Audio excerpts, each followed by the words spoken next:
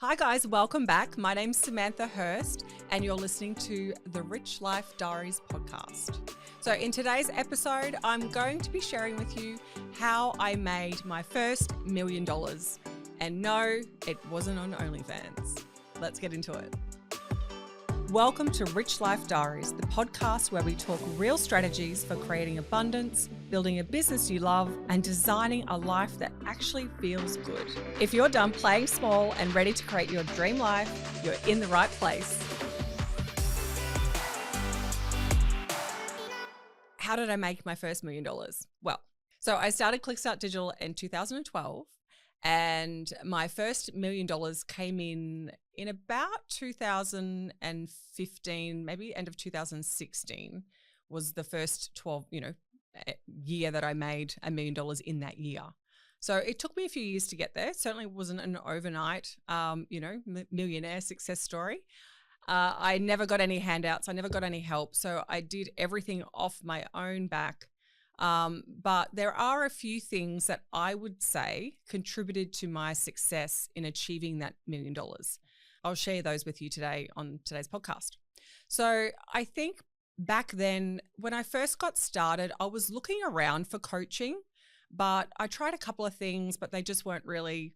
I went to this, I won't say the guy's name, but he was quite a well-known entrepreneur.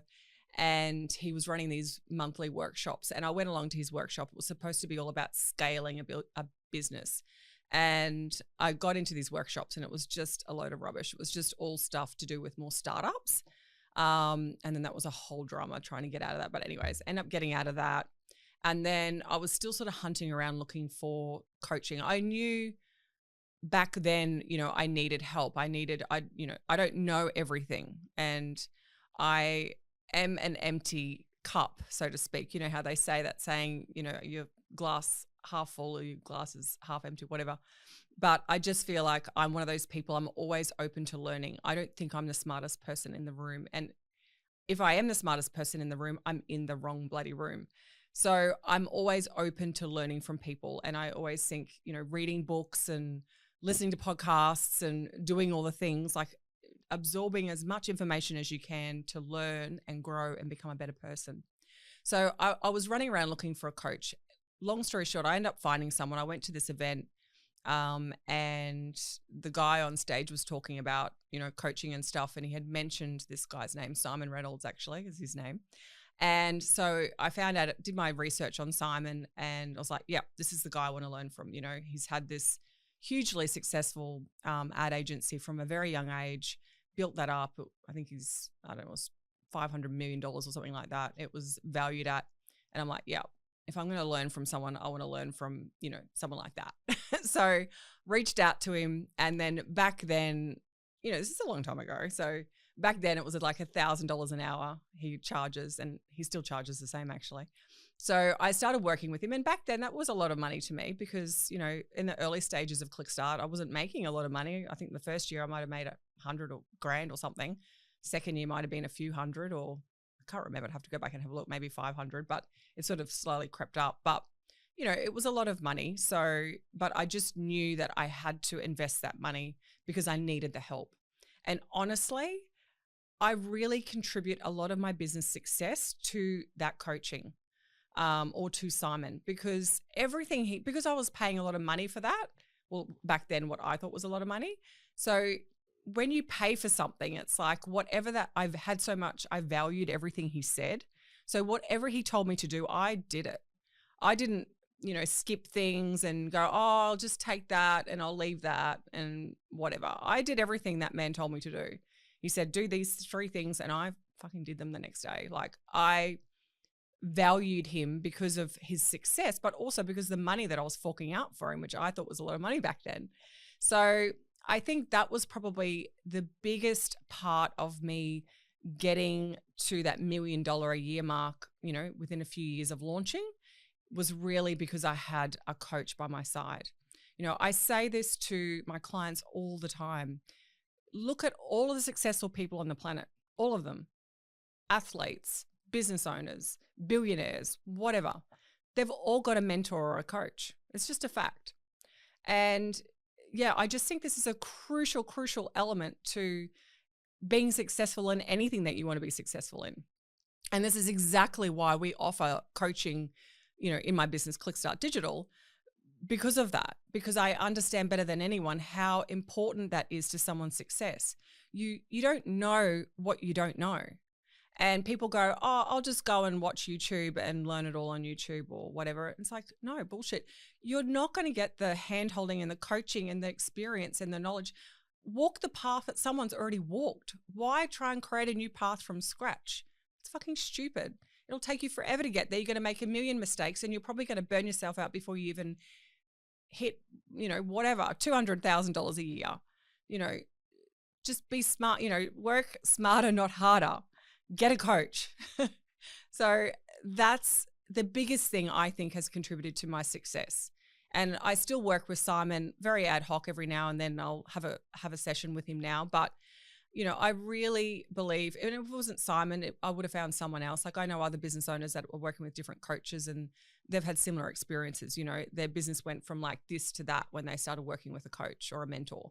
But just make sure you find someone that you relate to, someone that is maybe in your industry or someone that's walked that path before you that you want to walk down. And they will tell you all the shortcuts. That's what they want to do. They're there to help you get all the shortcuts and to get from there to there quicker. So, spend the money.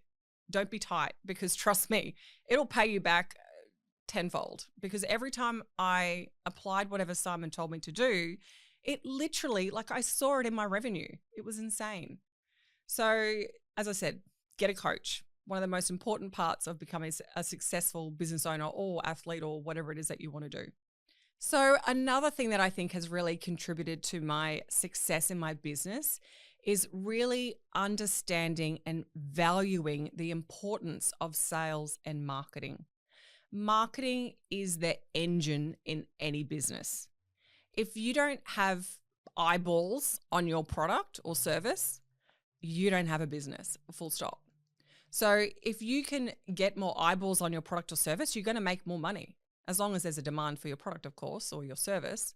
But this is another thing a lot of people are fearful of, I think, because, most marketing does cost money, sure.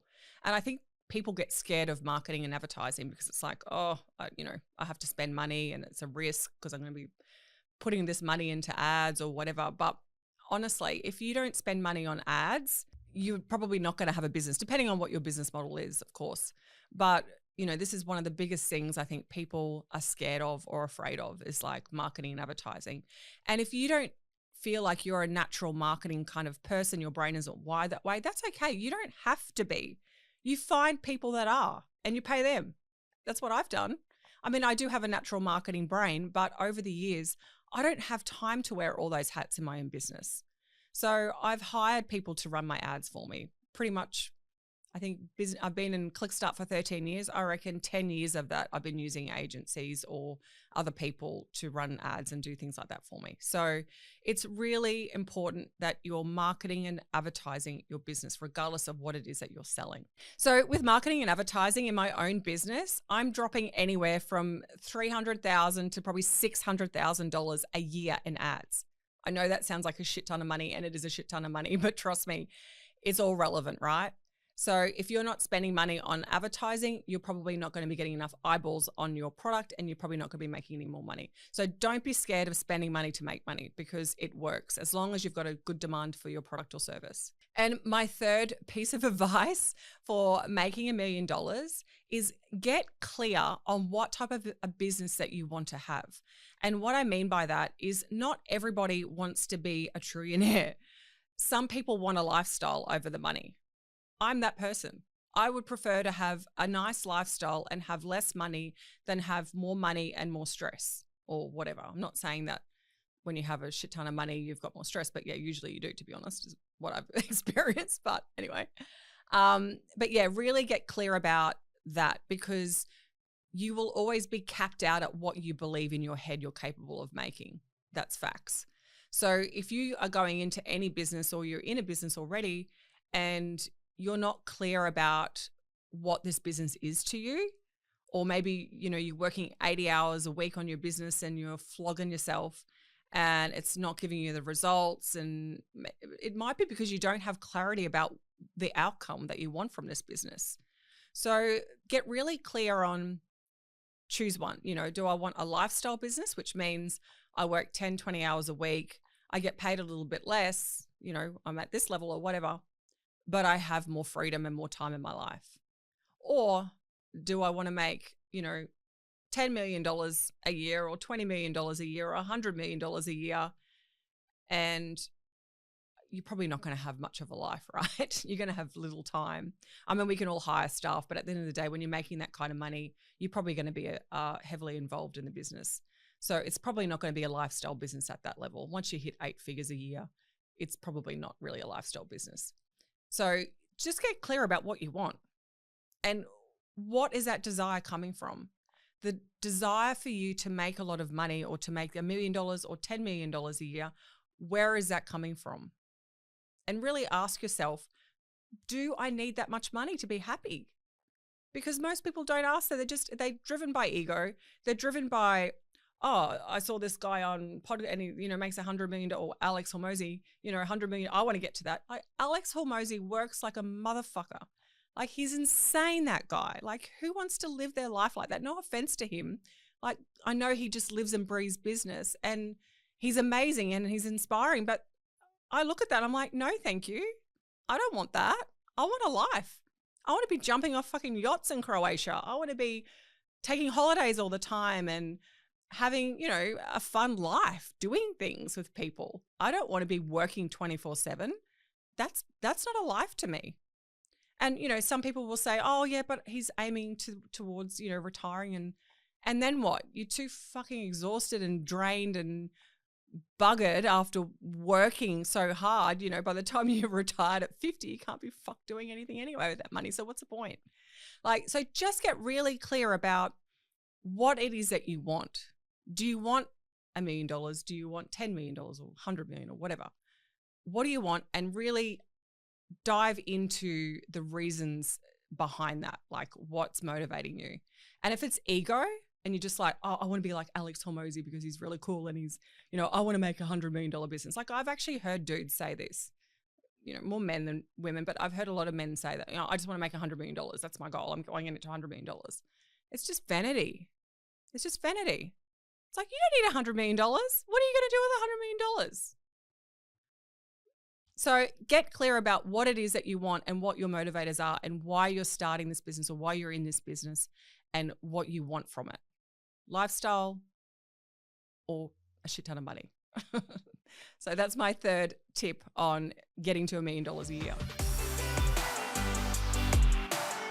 I guess in saying all of that, if I had my time again and, 20 years, rewind 20 years and put me back at the start, would I change anything and would I do anything differently to get to the $1 million a year quicker? Yes, I would actually. There's a couple of things. I would run faster. I would throw more at things quicker. I think a lot of people, we're all risk adverse, right? We're all scared. We all live in fear. We're all worried about things not working out. I hear that every day. And I think I'm no different. I was one of those people. I was scared that this wasn't going to work. I didn't know when I went into Clickstart whether this was going to be a thing or not, or whether I was just going to burn money and it wasn't going to be successful. There was a risk with that. But I think what I've seen, the people that make a lot of money really quickly is the speed. They just run faster. And what I mean by that is, instead of and this is what I see a lot of new business owners do, they'll put, oh, I'll just spend $50 a day on ads. I'll just start off there. And then with time, I'll scale it up quickly. No. These other guys, they just throw 20 grand a month, bam, into ads, right from the get-go. It's they're all in, balls deep, let's go. Yeah, they're not sitting on the side, breadcrumbing a bit of money in because they're scared to spend too much money just in case it doesn't work. No, they have that confidence and that, that knowing of just running at it. They're not sort of tiptoeing, they're just running at it. And I just think, if I had my time again, I would probably just run a bit faster because I have achieved the success. But, you know, it took me a few years to get to that point. And I definitely could have got there quicker. And I think that's probably something in hindsight, you know, I would definitely do differently if I had my time again. And the other thing, I would get a coach sooner. You know, I think by the time I started working with Simon, I might have been 2-3 years into the business, probably 2 years into the business actually. And I think if I knew what I knew now, I would just find a heavy hitter in my field right from the get-go and get that coaching right at the start, and just learn from the people that have walked before me, and do that earlier on. And I think I would have achieved that $1 million a lot quicker if I had just done those two things. So that's what I would do differently if I had my time again. So just recapping my tips for today on how to get to $1 million. I would strongly recommend getting a coach in your industry. My second tip is spending money on marketing and advertising, and don't be scared of that because you need eyeballs on your business. And the third thing, making a decision early on what type of a business that you want, lifestyle business or billionaire business. So that's my tips for today. I hope you have found this podcast really useful. And thank you so much for listening to Rich Life Diaries. And I look forward to seeing you back here in a couple of weeks. See ya.